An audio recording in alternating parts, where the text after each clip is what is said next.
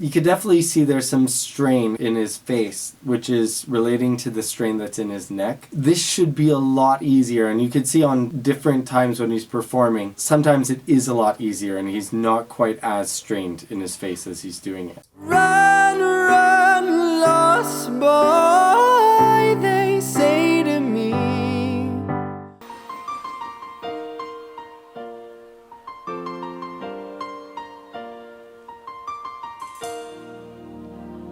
Love that piano riff. It just sounds so good, and it's really nice to hear it on a grand piano as he's playing it. And I'll tell you all about it when I see you again.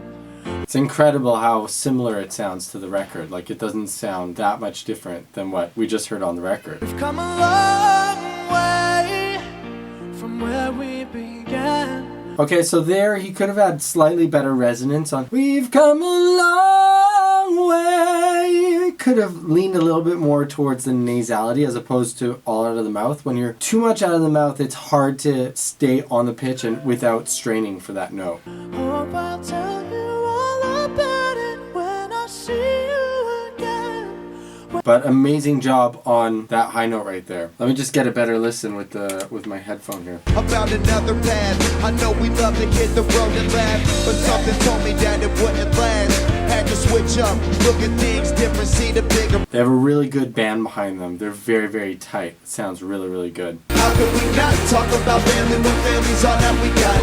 Everything I went through, you were standing there by my side. Alright, so Wiz is doing actually pretty good on that pre-chorus. You know, for somebody who's not a singer, it's not easy to take on a singing part within a song. You can see the DJ behind him is also helping him out there. And I'll tell you all about it when I see you again. I find that sometimes Charlie likes to keep his mouth almost totally closed on certain words. Tell you all about it when I see you again. Right? He's like, see you again. He almost doesn't open his mouth for that part. Like, you can open and articulate a little bit better. It's okay. Come a long way. Yeah. There he hit much better resonance. You could hear how it was shifted much more towards his nasality, which made it a lot less strained. I mean, not that the other one was like super strained, but it was much more free. Hope I'll tell you all about it when I see you again. When I see you again. Okay, so there you could hear a little bit of strain as he was going through there. You could even see it in his face and in his neck if you watch. When I see you again. So you could see over here straining and his voice faltering a little bit as he's going for it. It happens in a live scenario, but just kind of loosening up on that. When I see you again. Would just help find a little bit more release there as opposed to squeezing on it.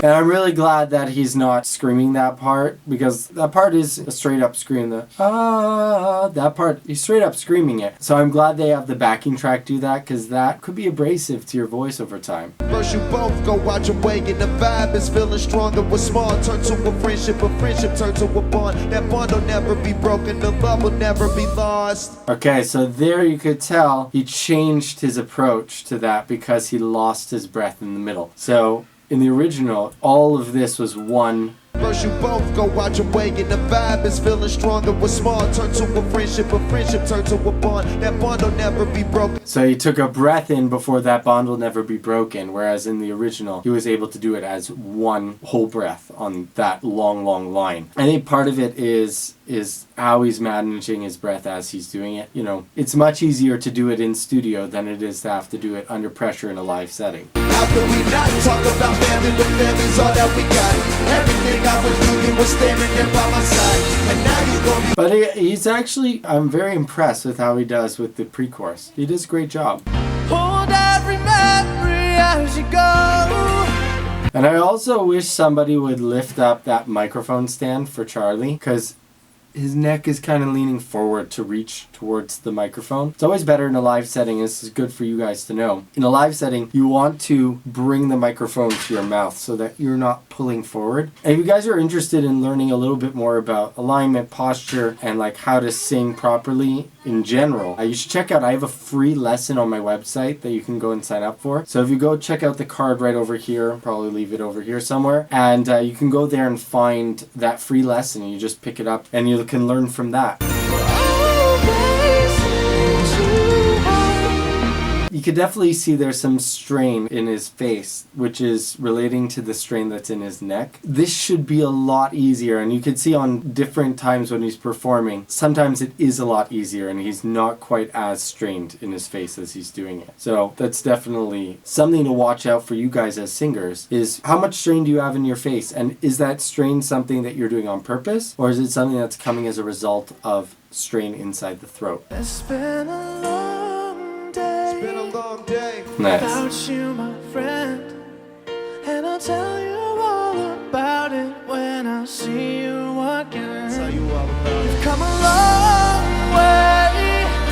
Yeah, so again, he really chews on his again, but then really opens up on long way. So it came out really, really strong. When I see you again.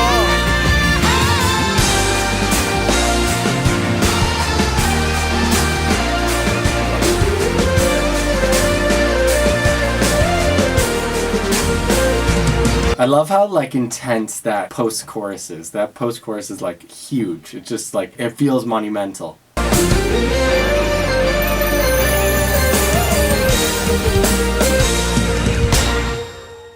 Nice. Overall, really, really well done, like you can see. And if you guys haven't checked it out already, I did a review of the studio version of this song, so you should definitely check it out right over here.